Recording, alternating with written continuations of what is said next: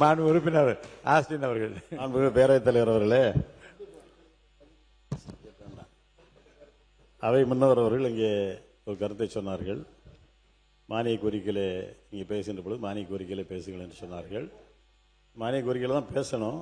இருந்தாலும் கூட பல பேர் பல உறுப்பினர் அன்றைக்கு நம்முடைய நீர்வளத்துறை அமைச்சர் அவர்கள் கூட மானிய கோரிக்கையிலான விவாதத்திற்கான பதிலுரையே இல்லாமல் 1 மணி நேரம் ஏதோ பொதுக்குழுவிலே பேசுவது போல பல்வேறு கருத்துக்களை சுவாரஸ்யமாக சொன்னார்கள். நாங்களும் அந்த 1 மணி நேரம் இருந்து கேட்டுகிட்டே தான் இருந்தோம். எல்லாம் முடிச்சுட்டு பதிலுரை சொல்லுவார் பார்த்தா பதிலுரை இல்லை.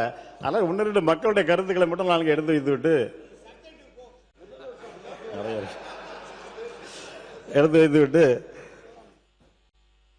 இந்த அவையினுடைய கவனத்தை ஈர்த்துவிட்டு நான் போறேன். 2வது, மாண்புமிகு பேரவைத் தலைவர் அவர்களே, நிறைய விட்டுட்டேன். முக்கியமான என்ன நீங்கள் குறுக்கிடுவீங்க. இந்த அவையை பொறுத்தவரையில் 234 உறுப்பினர்களை உள்ளடக்கிய ஒரு அவை இது. 227 பேர் இருக்கும் உள்ளடக்கிய அவை இது. ஆனால் இந்த இருப்பது 227 பேர் இங்கே இருக்கிறார்கள். ஒரு தொகுதி நம்முடைய மாண்பு முதலமைச்சர் அவர்கள் 2 தொகுதிகளை போட்டியிட்ட காரணத்தால் ஒரு தொகுதியை அவர் ராஜினாமா செய்து விட்டார். அதுபோக 6 உறுப்பினர்களுடைய பணி இடம் இன்றைக்கு காலியாக இருக்கின்றது.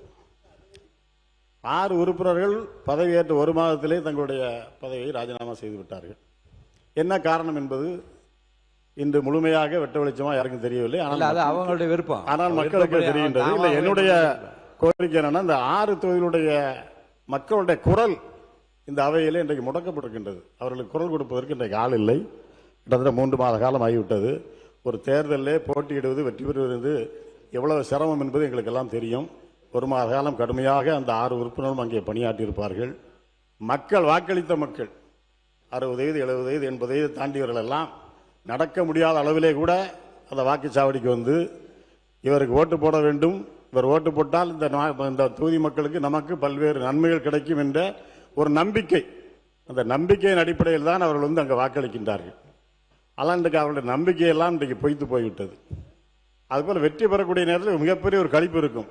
அந்த சட்டமன்ற உறுப்பினருக்கும் சரி, அவருடைய குடும்பத்தாருக்கும் சரி, அவருடைய நண்பர்களுக்கும் சரி, தொகுதி அவருக்கு வாக்களித்த தொகுதி மக்களுக்கும் மிகப்பெரிய மகிழ்ச்சி, மிகப்பெரிய கொண்டாட்டம் இருக்கும். 5 ஆண்டு காலம் இந்த எம்எல்ஏ பதவி என்ற ஒரு மிகப்பெரிய ஒரு அந்தஸ்து, ஒரு மிகப்பெரிய மரியாதை, இதையெல்லாம் ஒருவர் இழந்துவிட்டு வெற்றி பெற்று பதவியேற்ற ஒரே மாத காலத்திற்குள்ள ஒரு கூட்டத்தொடரை கூட கலந்து கொள்ளாமல் பதவியை ராஜினாமா செய்கின்றார் என்று சொன்னால் இதை விட பெரிய ஆதாயம் கிடைத்தால் தான் பண்ணுவாரை தவிர சாதாரணமாக பண்ண மாட்டார். அப்படி நீங்க பேசலாம். மாண்பு உறுப்பினர் முதல்ல வந்து அவருடைய விலகல் கடிதம் விதிகளின் முறைப்படி ஏற்றுக்கொள்ளப்பட்டு இப்போ வழக்கு மன்றத்தில் வழக்கு இருக்கிறது. தேர்தலை எப்போது நடத்த வேண்டும் என்பதை பற்றி தேர்தல் கமிஷன் தான் முடிவெடுக்க முடியாது. நான் வந்து பேரவைத் தலைவர் நான் முடிவெடுக்க முடியாது, நீங்களும் முடிவெடுக்க முடியாது. அது தேர்தல் ஆணையம் எப்போது முடிவெடுத்து தேர்தல் நடந்தாலும் மக்கள் பணி ஆற்றுவதற்கு நிச்சயமாக அந்த யார் அங்கே வெற்றி பெறுகிறார்கள் அவர்கள் தயாராக இருப்பார்கள். உங்களை பொறுத்த வரைக்கும் இந்த விவாதத்துக்குள்ளே போகாமல் மற்ற கருத்துக்களை மானிய கோரிக்கை ஒட்டி பேசுமாறு நான் கேட்டுக்கொள். மாண்புமிகு பொதுப்பணித்துறை அமைச்சர் அவர்கள். மாண்புமிகு பேரவைத் தலைவர்களே, சட்டமன்ற உறுப்பினர் பதிவு செய்தார். 6 எம்எல்ஏ தொகுதி வந்து வேக்கண்டா இருக்கு. அந்த மக்களுடைய குரலை வந்து கேட்பதற்கு யாரும் இல்லைன்னுங்கிற ஒரு பதிவு பண்ணாரு.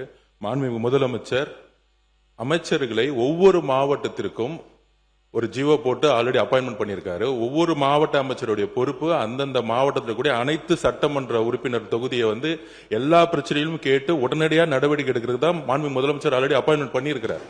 அதனால அந்த 6 தொகுதியிலும் சட்டமன்ற உறுப்பினர்கள் இல்லைன்னாலும் பொறுப்பு அமைச்சர்கள் 234 தொகுதியும் என்னென்ன தேவைகள், குடிநீர் பிரச்சனை என்னென்ன தேவைகளோ அது அந்தந்த அமைச்சர்களுடைய நேரடி கண்காணிப்பில் முதலமைச்சருடைய அலுவலகம் முதலமைச்சரும் நேரடியாக கண்காணிப்பில் இருக்கிறாருங்கிறத நாங்கள் பதிவு செய்கிறோம்.